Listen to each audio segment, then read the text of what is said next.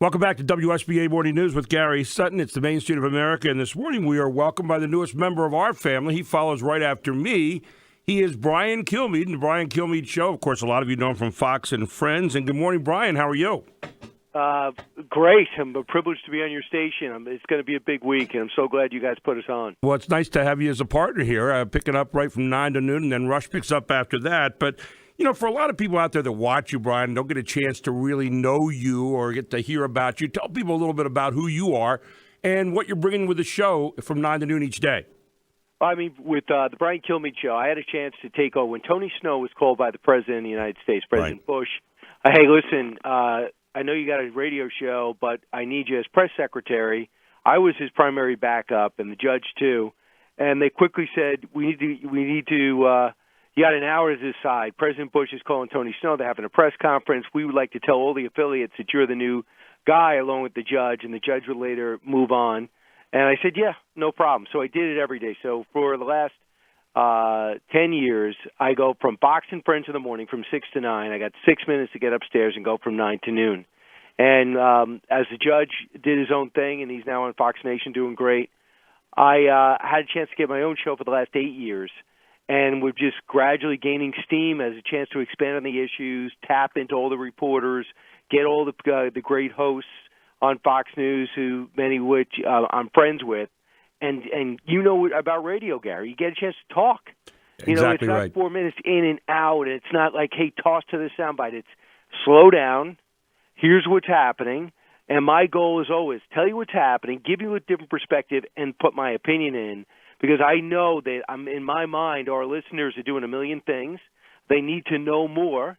And I like to think that giving my opinion matters. So it's not just about news show, it's opinion. But I want you to know, hey, you know what? Brian's wrong here. I love the perspective that the president brought up. But, you know, the Democratic response was strong. You'll hear all of it.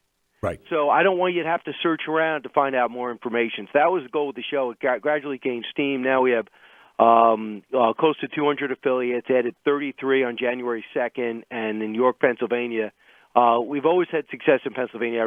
I hope everybody, all your listeners, like the show as much as we like doing it. Well, I know I've already heard from some people around the area here how much they like it, how refreshing it is, and I think, you know, you and I share a few things. Number one, Irish background, although I don't have any Italian in me.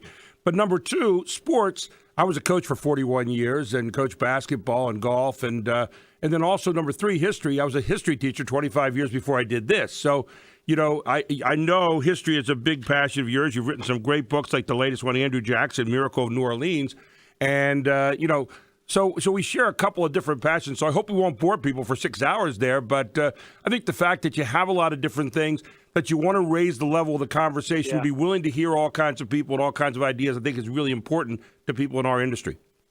Well, thanks. I did start out in sports. My first job was sports phone. Before All Sports Radio, I was doing updates every 7 minutes, 40 hours a week, 8 hours a day, telling everybody what was happening in the world of sports. Believe it or not, there was a life before All Sports Radio. I did All Sports Radio out in California, too, for 4 years.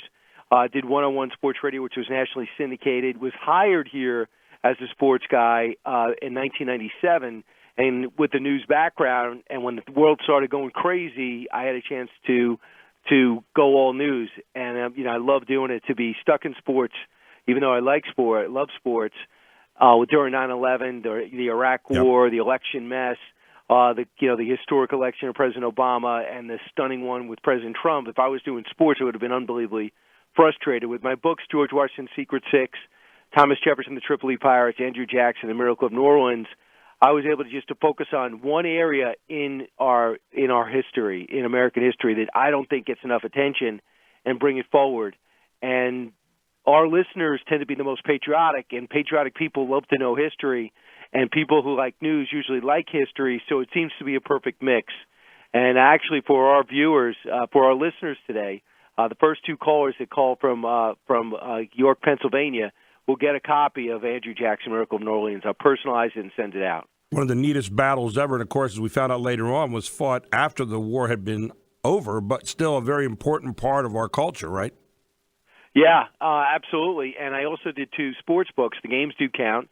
I did famous, successful people, what they learned in sports that set them up for success, and it's how you play the game. And in that, I touch on historic figures and what they did in competition that helped them have success in life later and prove to, I think, everybody that whether you're The Rock or Joe Montana or you're George Patton, if you have these moments in your life as you move your way through life, and most of it which is not success, is getting cut from a team, not starting, losing a championship, how you respond to that shapes who you become.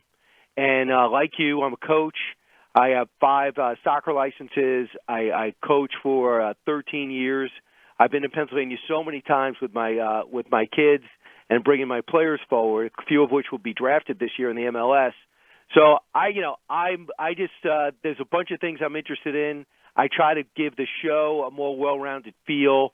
Like today, Harold Ford will be on, a well-known Democrat. We're going to go to the Syrian border. We have Mustafa on, who's got the Free Syrian Army. He's been calling me, telling me what's going on there. He's going to fill us in. Jocko Willenick, big like you, very pro-military. He's a Navy SEAL who writes inspirational leadership books. The last one is for kids. So he's going to be with us, and Martha McCallum, fresh off her analysis from Washington last night. So that's all part of the show. So my sense is if you're tuning in and out every 8-9 minutes, you'll learn something new. Exactly right. The biggest thing you said there, I think we have to be available, I think, to listen, to mull over, to not be afraid to say, hey, someone might have a better idea than I do, or take it to another level and synthesize the whole conversation into a place that's not just about right and left or I'm right and you're wrong. I think we've had enough of that here in the country, haven't we? I think so. And some people get angry. Listen, but when the president said, I'm pulling out of Syria in 30 days, I could not go along with that. I'm privileged to have access to people in the area that fought in the area, that have access there, and there's no way we defeated ISIS yet. And by our 2,000 men in this role, it's a non-combat role, we were playing a vital role in it. I have to say to the president, I vehemently disagree, and I get blowback on that.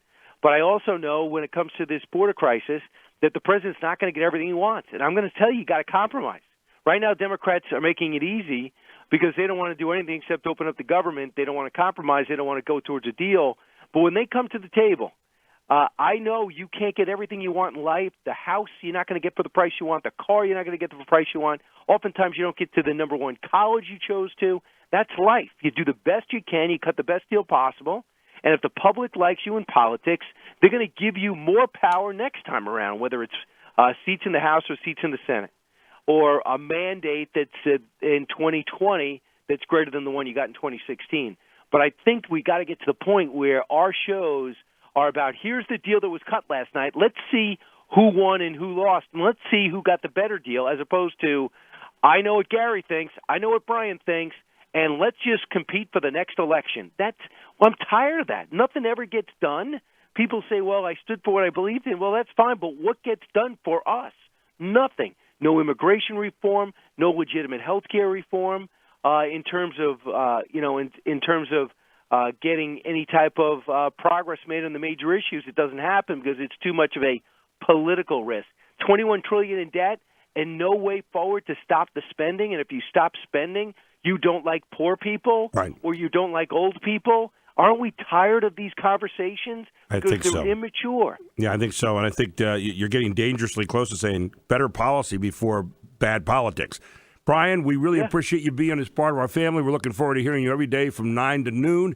Continue good luck with Fox and Friends as well, and we'll look forward to talking to you along the way. Thank you, my friend.